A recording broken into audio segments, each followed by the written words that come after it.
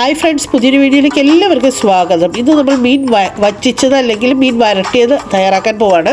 അതിന് വേണ്ടിയിട്ട് അയലയാണ് എടുത്തിരിക്കുന്നത്. ഉപ്പും മഞ്ഞളും ഒക്കെ ഇട്ട് നന്നായി കഴുകിയെടുത്ത് മാറ്റി വെച്ചിട്ടുണ്ട്. ഒരു പാത്രം അടുപ്പത്ത് വെച്ച് അതിലേക്ക് 1 ടേബിൾ സ്പൂൺ വെളിച്ചെണ്ണ ഒഴിച്ചു കൊടുത്ത് മുളകൊന്ന് വറുത്തെടുക്കണം. ഞാനിവിടെ കാശ്മീരി ചില്ലിയാണ് കേട്ടോ എടുത്തിരിക്കുന്നത്, പിരിയൻ മുളകാണ് എടുത്തിരിക്കുന്നത്. അതൊന്ന് വാടി വരുമ്പോൾ അതിലേക്ക് നമുക്ക് കുറച്ച് കൊച്ചുള്ളിയും, ഒരു പിടി കൊച്ചുള്ളിയും, ഒരു കുടം വെളുത്തുള്ളിയും, ഒരു സവോള ചെറുതായി അരിഞ്ഞതും ചേർത്ത് കൊടുക്കുക.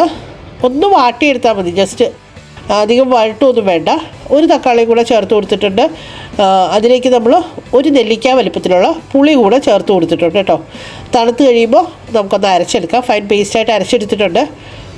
ഇനി പാൻ അടുപ്പത്ത് വെച്ച് അതിലേക്ക് 1 ടേബിൾ സ്പൂൺ വെളിച്ചെണ്ണ ഒഴിച്ചു കൊടുക്കാം. ഒരല്പം ഉലുവയും 1/2 ടീസ്പൂൺ കടുകും ചേർത്ത് കൊടുത്തത്.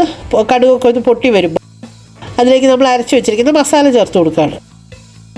ഇനി മസാലയുടെ പച്ചമണമൊക്കെ മാറി വരുന്നവരെ ഒന്ന് വഴറ്റിയെടുക്കണം. ആവശ്യമുള്ള ഉപ്പൂടെ ചേർത്ത് കൊടുക്കാം.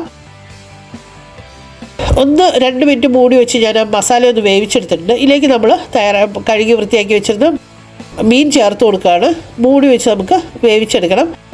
കുറച്ച് കറിവേപ്പിലയും കൂടെ ചേർത്ത് കൊടുത്തിട്ടുണ്ട് കേട്ടോ. 5 മിനിറ്റ് 6 മിനിറ്റൊക്കെ മതി. അത് കഴിയുമ്പോൾ നമ്മൾ വെള്ളം വറ്റിച്ചെടുക്കുക. നമ്മളിതിലേക്ക് ഒരു തുള്ളി വെള്ളം ചേർക്കുന്നില്ല കേട്ടോ. അരയ്ക്കുമ്പോഴും വെള്ളം ചേർക്കേണ്ട, മത്തിയിലേക്കും ചേർക്കേണ്ട, കറിയിലേക്കും ചേർക്കേണ്ട. നമ്മുടെ മീൻ വരട്ടിയത് തയ്യാറായി കഴിഞ്ഞു.